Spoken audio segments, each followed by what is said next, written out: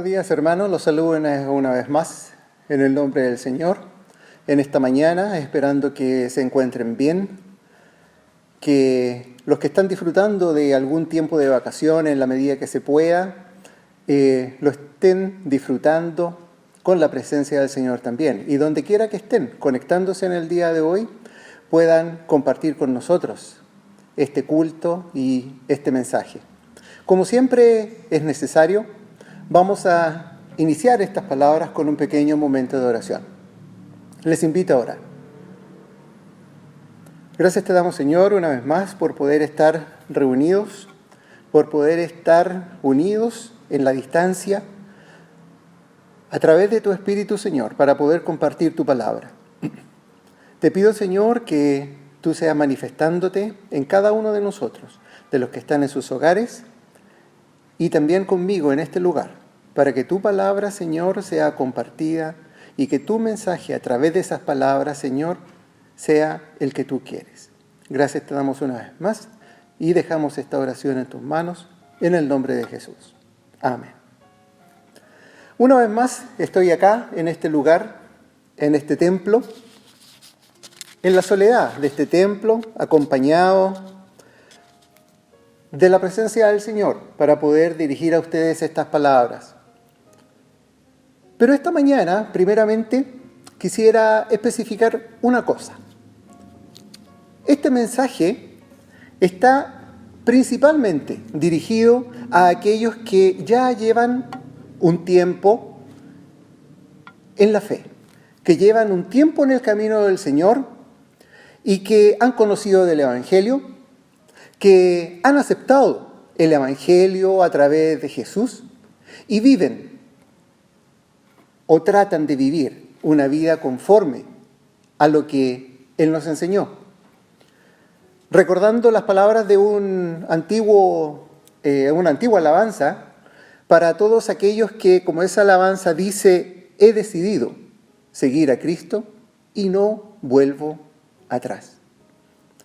Pero de todas maneras, si hay alguna persona que todavía no tiene esa seguridad, que todavía no ha hecho esa decisión definitiva por seguir a Jesucristo, las palabras de hoy día le van a servir bastante también. Pero, repito, principalmente está dirigido para aquellos que ya llevamos algún tiempo en el Evangelio. El mensaje de hoy lo titulé En defensa de Dios. No sé si alguno de ustedes ha pensado, ¿necesita Dios que yo lo defienda? ¿Cómo puedo defender a Dios? En realidad, lo más frecuente es, entre nosotros, pensar lo contrario. Pensar que Dios es el que siempre está a nuestra defensa. De que Dios está siempre delante de nosotros, ayudándonos, sosteniéndonos para vivir esta vida y pasar por las dificultades que también esta vida tiene. Siempre en la Biblia recurrimos a verdades que están escritas y declaradas en este libro, como por ejemplo el Salmo 26. Ahora sé que el Señor salva a su ungido, le responderá desde su santo cielo, con la potencia salvadora de su diestra. El Salmo 34:7, el ángel del Señor acampa alrededor de los que le temen y los rescata. El Salmo 25:20, guarda mi alma y líbrame, no sea yo avergonzado, porque en ti me refugio. O Jeremías 51:36, por tanto, así dice el Señor, he aquí, yo defenderé tu causa y ejecutaré tu venganza.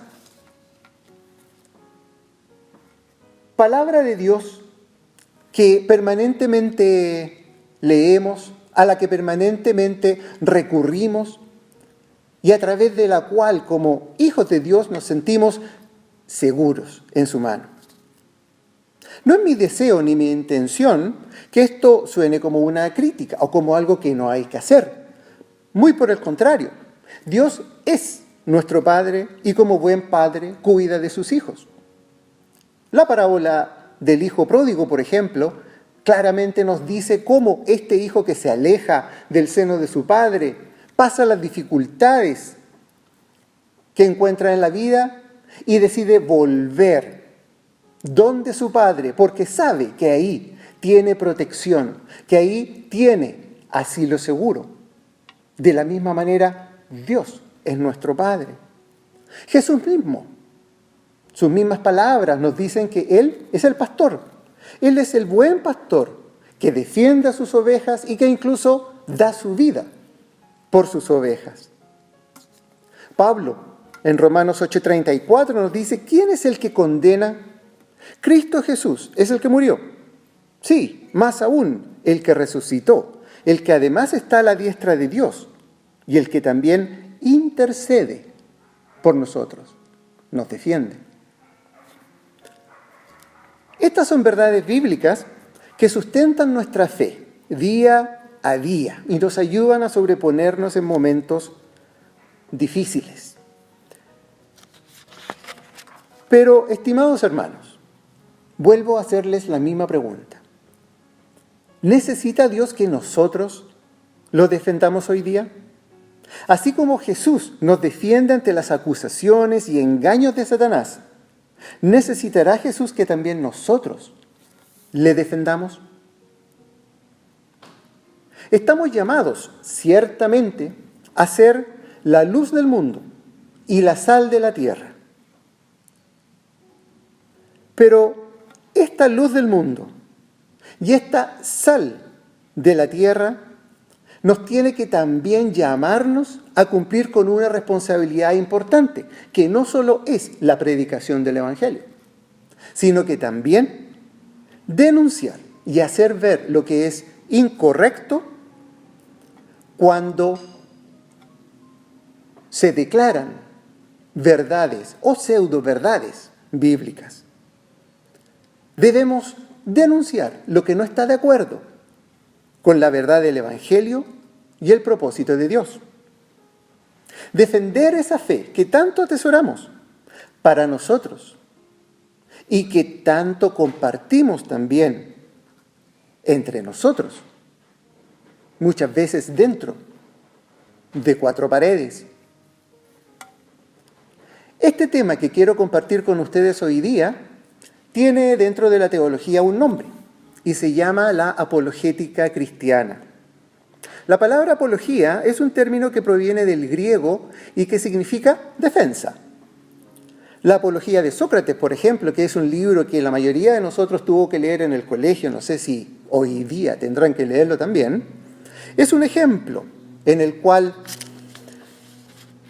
Sócrates tiene que defenderse de acusaciones que se le hacían.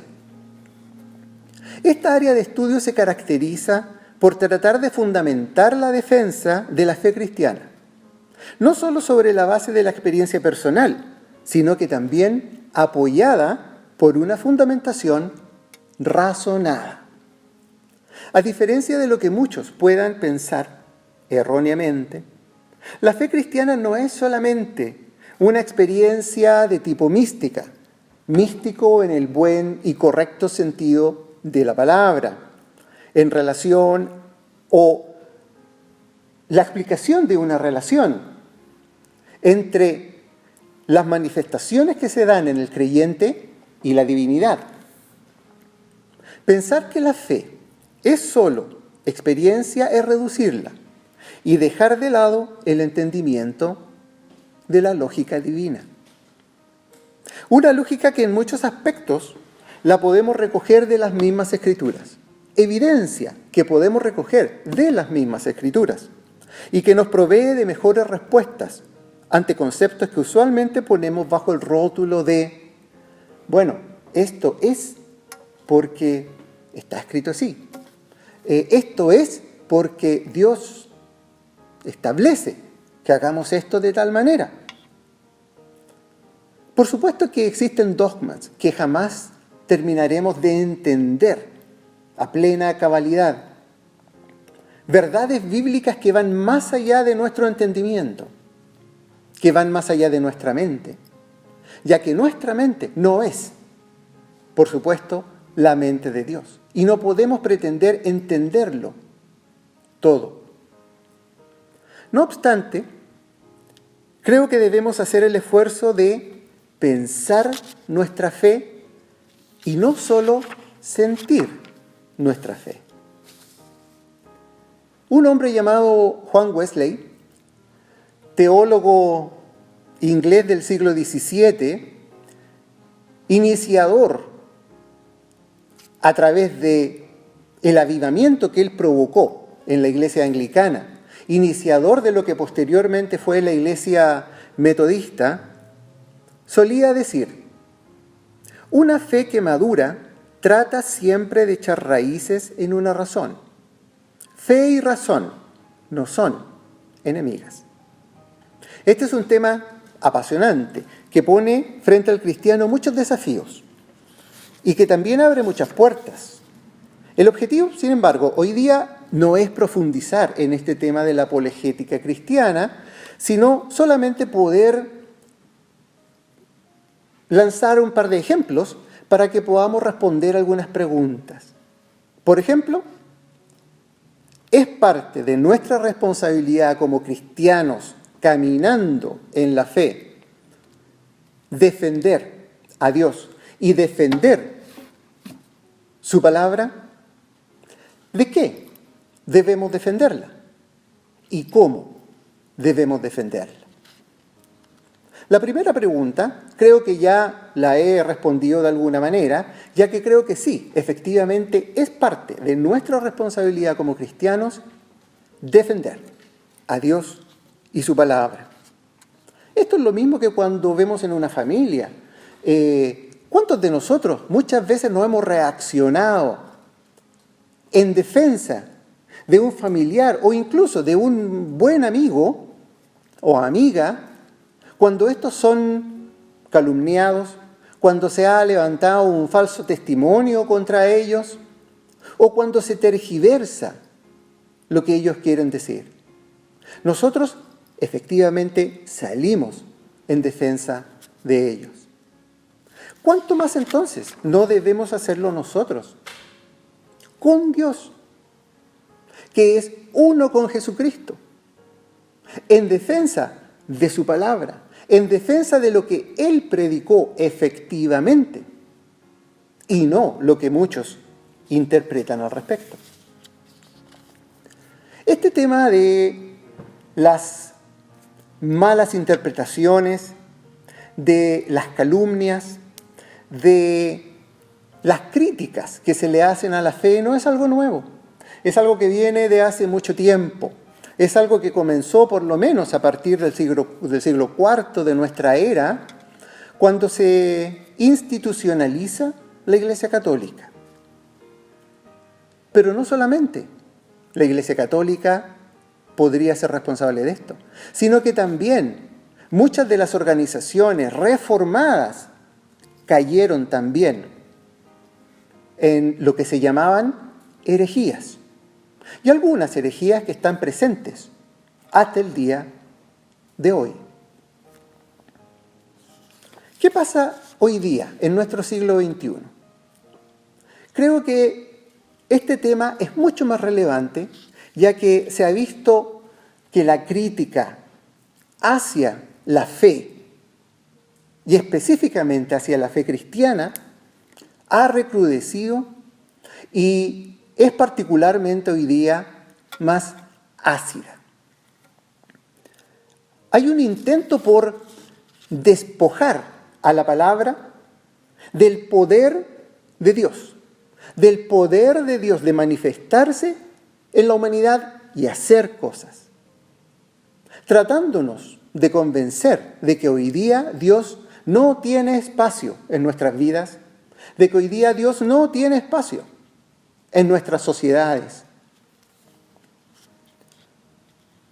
¿Cuántas cosas se inventan para desnaturalizar la palabra de Dios y su mensaje? Son muchas, y sobre esas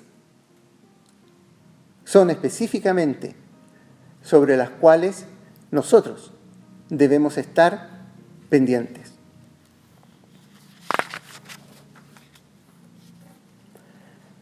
Quizás ustedes también, como yo, han escuchado muchas veces en alguna congregación, ya sea de manera presencial o grabada en algún video, con qué facilidad y con qué vehemencia se toma el nombre de Dios y se dice, Dios ha dicho esto. O, hermanos, la palabra de Dios dice tal cosa. Pensando al respecto, creo que si Dios pudiese, sería hoy día ultramillonario con todas las demandas que hubiese ganado por difamación y calumnias. Pero Dios no hace eso. Sin embargo, somos nosotros los que estamos acá y que podemos levantar la voz. Quisiera entregar hoy día dos ejemplos. Dos ejemplos que trasuntan lo que es una falacia. ¿Qué es una falacia? Una falacia es el producto de un razonamiento que tiene la apariencia de válido, que tiene la apariencia de correcto, pero no lo es. No es correcto. Y el problema principal en eso es que las premisas sobre las cuales ese razonamiento está basado son incorrectas. Un primer ejemplo lo quiero entregar en relación a varios testimonios que personalmente he escuchado y que tienen que ver con personas que argumentan respecto de su decisión de alejarse del cristianismo. Sí, ellos razonan y argumentan con razones para decir, ¿sabe? El cristianismo no es lo que yo pensaba, no me gustó, por lo tanto, lo dejo. Muchos de esos argumentos tienen que ver con lo que sucedía en esa congregación, me hacía alejarme de mis amigos. Otro argumento, sentía que me estaba convirtiendo en otra persona. Otro argumento, al parecer el objetivo era que estuviésemos en un círculo cerrado, sin tener contacto con el exterior, para no contaminarnos. Y muchas veces recurren a el versículo que dice, vosotros ya no sois de este mundo. La conclusión a la que esa persona llegó puede ser válida. No es efectivamente lo que esperábamos. Pero ahí nosotros debemos tomar la palabra y decir, a ver, esperemos un poco, razonemos un poco. ¿Cuáles son las razones, cuáles son los motivos que tú tienes para tal decisión? La Biblia misma es la que nos entrega la razón de nuestros argumentos. Cuando efectivamente la entendemos con la ayuda del Espíritu Santo y respetamos efectivamente el propósito que ella tiene. Jesús, a través de su ejemplo, nos enseñó que si bien es cierto, no somos del mundo, sí estamos en él y debemos estar en él para ser la sal y la luz, como mencionábamos anteriormente.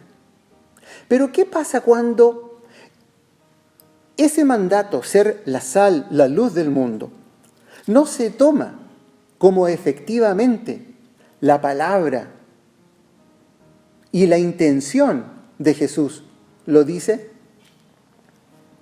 Efectivamente nos puede llevar a entender que debemos alejarnos del mundo, que debemos recluirnos y debemos conformar un círculo cerrado, totalmente separados de lo que hay allá afuera. Pero hermanos, ¿De qué sirve la sal si la depositamos en una gran bodega, toda la sal junta? ¿De qué sirve la luz? ¿De qué sirve una bodega llena de ampolletas que nos dan luz si están todas juntas? Muy bien sabemos que si acumulamos sal, el exceso de sal hace que lo que tengamos como producto sea algo muy malo, incomible, inservible. E imaginen también, si en un depósito o en un templo tuviésemos todas las luces encendidas, porque nosotros somos la luz, habría tanta luz que nos cegaríamos entre nosotros mismos y no veríamos nada. ¿Qué pasa con ese otro argumento? Al parecer querían cambiar mi personalidad. Al parecer querían que fuese otra persona. Los cristianos estamos llamados a perfeccionar nuestras vidas, desechando lo que nos conviene, pero sin renunciar a las características personales propias que han sido dadas por Dios. El Salmo 139, 13, 14 dice que Dios nos formó desde el vientre de nuestra madre. Desde ahí está dada nuestra personalidad.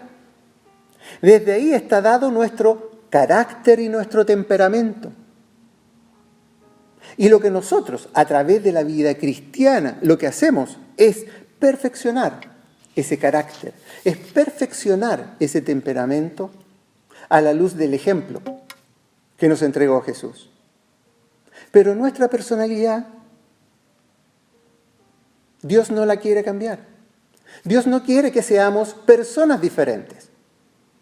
Dios quiere que seamos personas perfeccionadas, como dice Pablo, buscando la perfección en el ejemplo de Jesucristo. Por lo tanto, no es correcto decir que quieren cambiar mi personalidad, que sea yo otra persona. Desgraciadamente, y debemos reconocerlo también con claridad, estas son cosas que se dan mucho también dentro de las iglesias que se dicen cristianas. Desgraciadamente, estructuras religiosas que están preocupadas más bien de un engrandecimiento personal, de una conveniencia personal, ya sea de tipo económica, o también una conveniencia en términos de poder ejercer un poder sobre la congregación. Y se toma el nombre de Dios y se dice, Dios dice, la Biblia dice. Hermanos, si nos encontramos con una persona que tiene esos argumentos, que tiene esas problemáticas respecto de la fe, digámosle terminantemente, sí, debe salir arrancando, debe dejar de lado eso. El lugar donde te congregas, no la fe cristiana. Por eso es un error o es una falacia cuando tomamos argumentos que son incorrectos y nos llevan también hacia una conclusión incorrecta. Un segundo y último ejemplo que quiero tocar tiene que ver con otra falacia y que yo creo muchos de ustedes han escuchado también y que dice, hermanos, Dios está en todas las cosas. Dios está presente en todo lo creado. E incluso existen fundamentos bíblicos que se toman. Por ejemplo, el Salmo 19:1. Los cielos cuentan la gloria de Dios y el firmamento proclama la obra de sus manos. Alcen los ojos y miren a los cielos. ¿Quién ha creado todo esto? El que ordena la multitud de estrellas una por una y llama a cada una por su nombre. Es tan grande su poder y tan poderosa su fuerza que no falta ninguna de ellas. ¿Acaso no lo sabes? ¿Acaso no te has enterado? El Señor es el Dios eterno, creador de los confines de la tierra. No se cansa ni se fatiga, y su inteligencia es insondable. Isaías 40, 26, 28 de la nueva versión internacional. Si unimos ambas premisas, Dios está en todas las cosas. Dios ha creado todas las cosas. Por lo tanto, perfectamente podríamos pensar, bueno, entonces es válido sostener que cuando el ser humano se relaciona con toda la naturaleza y todo lo creado, también está sosteniendo una relación con Dios. En otras palabras, lo que necesita el ser humano es aprender a conectarse con lo creado y consigo mismo para establecer un vínculo espiritual con Dios, el creador de todo. Consecuentemente, también sirve para fundamentar el rechazo a la religiosidad establecida por la fe cristiana sobre la base de ser prácticas inventadas y desarrolladas por hombres. Pero hermanos, ¿en qué momento?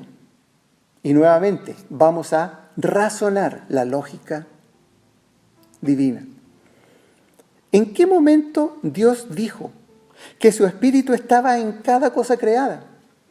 ¿En qué parte de las Escrituras señalan que podemos encontrar la espiritualidad de Dios en, por ejemplo, los árboles? No se puede negar que es un razonamiento que parece atractivo y hasta lógico, aún más cuando leemos que el mismo Einstein adhería a esta postura cuando en una ocasión dijo: creo en el Dios de Spinoza. Spinoza, con S inicial y Z final, fue un filósofo del siglo XVII que inició esta corriente de pensamiento. Dios está en todo lo creado. ¿Qué debemos decir nosotros como cristianos al respecto? ¿Qué debemos decir nosotros en defensa de Dios y en defensa de su palabra? Lo primero es señalar que son premisas erróneas, definitivamente.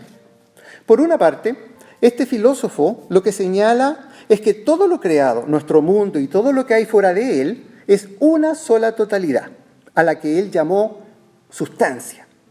Por lo tanto, todo lo creado son atributos de esa sustancia. La naturaleza, los árboles, lo construido, nosotros mismos, todos somos atributos de esa sustancia. Y en consecuencia, parte de esa totalidad. El problema es que este filósofo llamó a esa totalidad, llamó a esa sustancia Dios. Quizás por un trasfondo judío que él tenía y que en su juventud rechazó. Pero este Dios que él desarrolla, este Dios de la creación que él desarrolla, es un tanto diferente al Dios de la creación que tenemos acá. Es un Dios cósmico que se da a conocer a través del trabajo armonioso y perfecto de las leyes que rigen la naturaleza y el universo. Esta postura filosófica parte primero por despojar a la Biblia de toda la acción del poder de Dios. Despojar a la Biblia de lo que podríamos llamar, entre comillas, sobrenatural. De la acción de Dios sobre el hombre a través de su manifestación en la persona de Jesús. Eso se deja afuera. Por lo tanto, esta es una totalidad inmanente, o en otras palabras, una totalidad que está en todo ser creado y que no existe necesidad de establecer una relación personal con Dios, ya que automáticamente, sin hacer mucho, seríamos parte constitutiva de esta divinidad. Entonces, ¿qué sentido tendría reconocer que estamos alejados de Dios? ¿Qué sentido tendría Romanos 3:23, que nos dice respecto de nuestra de nuestro estado frente a Dios. ¿Qué sentido tendría el sacrificio de Jesús? ¿Qué sentido tendría nosotros movilizarnos hacia Dios en un deseo de restablecer la relación y la comunión con Él a través del sacrificio de Jesús? Para esta postura, eso no tiene cabida y no tiene ningún sentido. Por lo tanto, si nos encontramos con personas que adhieren a este tipo de pensamiento, nuevamente nosotros debemos salir en defensa de Dios, salir en defensa de su palabra y decir con claridad, a ver, bueno, si tú crees en ese Dios, perfecto, pero ten claro que no es el Dios del cristianismo, no es el Dios declarado en la Biblia. Por lo tanto, cristiano no te podrás llamar, quizás te podrás llamar espinosista o algo por el estilo. Ejemplos como estos han existido y seguirán existiendo por mucho tiempo. Nuestra tarea es poder aprender a identificar ese tipo de pensamientos, ese tipo de razonamientos, para poder reaccionar en el momento que corresponde. ¿Cuáles son los requisitos que debemos tener para eso? Primero, y como dice 2 de Timoteo 1:12, debemos tener muy claro y debemos estar muy seguros en quién hemos creído. Hemos creído en el Dios que nos declara la Biblia. Hemos creído en el Dios revelado en Jesucristo, que la Biblia nos declara. Segundo, y consecuencia lógica, debemos conocer este libro. Debemos conocer efectivamente la palabra.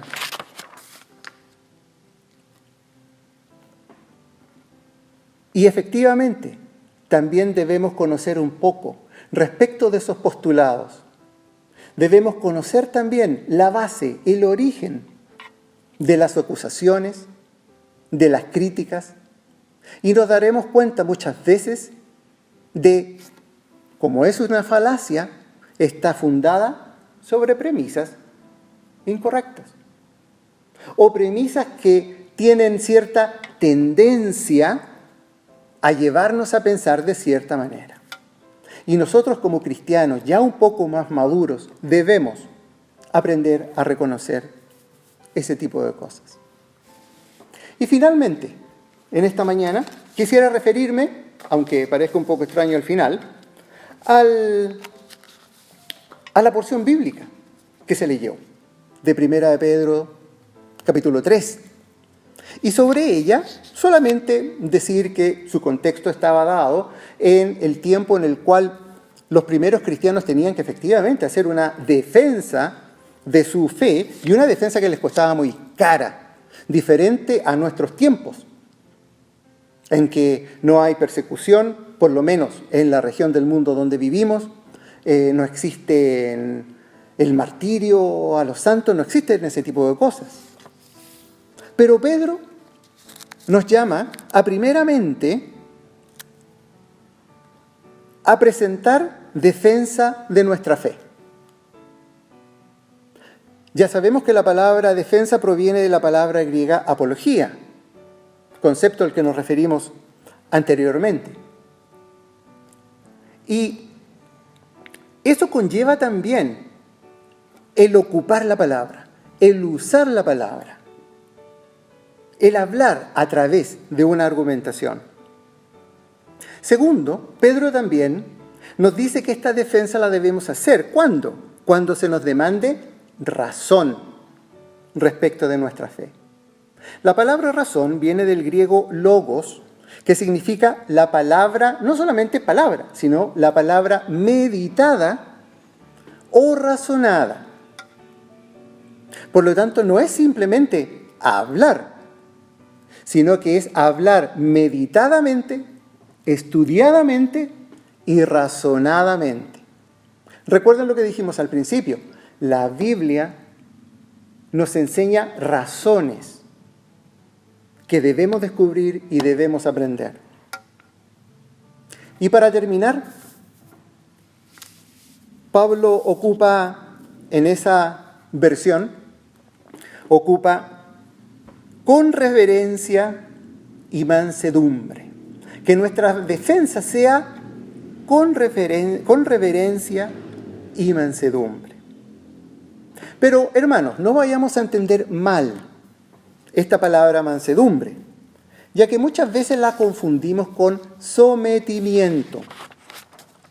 El cristiano tiene una fuerza interior que ha aprendido a manejar y ha aprendido a no dejarse llevar por las emociones y reaccionar sin razón.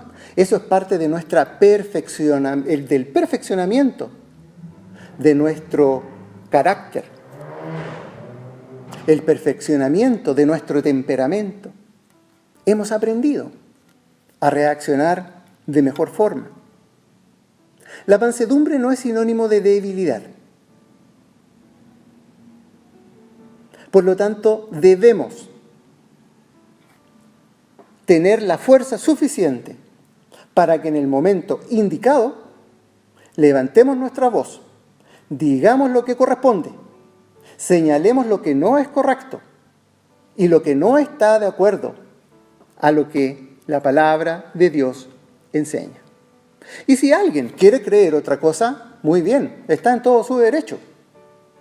Pero que no se diga que Dios ha dicho esto, que no se diga que la palabra de Dios dice esto, o que no nos digamos cristianos cuando no lo somos. Claramente aquí se nos dice cuándo, cómo, dónde llegamos a ser cristianos.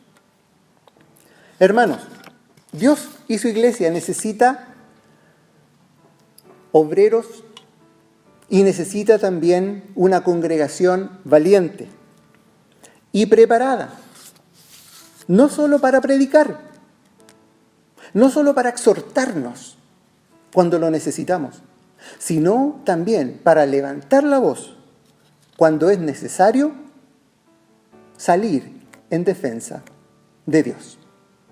Que el Señor les bendiga.